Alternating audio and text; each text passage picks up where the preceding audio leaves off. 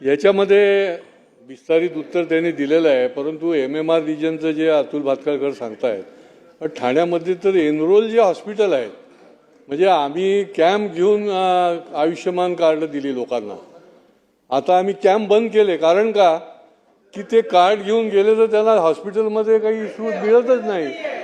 आणि त्याच्यामुळे हा अत्यंत गंभीर विषय आहे. जे एनरोल हॉस्पिटल आहेत अध्यक्ष महोदय, त्या एनरोल हॉस्पिटलमध्ये देखील ते त्यांना एंटरटेन करत नाहीत.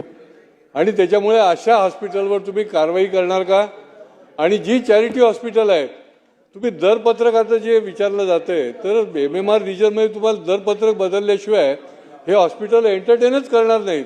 आणि त्यामुळे या संबंधामध्ये आपण MMRचं सांगा. ठीक आहे, याच्या संबंधामध्ये ठोस काय कारवाई करणार?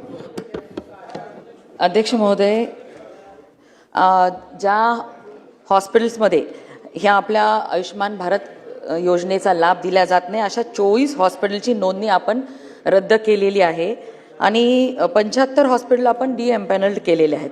तरी देखील MMR रिजनमधल्या सर्व सदस्यांची मागणी लक्षात घेता आपण या महिन्यामध्ये त्याच्यावरती बैठक लावू आणि 70 वर्षावरील नागरिकांचे नी रिप्लेसमेंट आपल्या ह्या योजनेमध्ये इन्क्लूड आहे.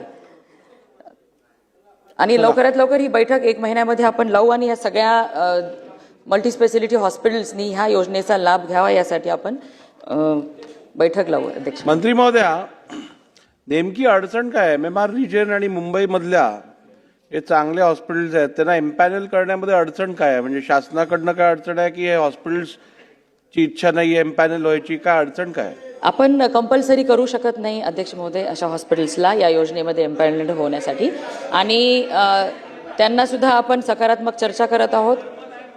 काही दिवसांमध्ये हे सुद्धा हॉस्पिटल्स एम्पॅनल्ड होतील. अध्यक्ष, पण या संदर्भात काहीतरी सकारात्मक कारवाई करणं आवश्यक आहे, तर त्याप्रमाणे आपण पावलं उचलावी. निश्चितच अध्यक्ष महोदय.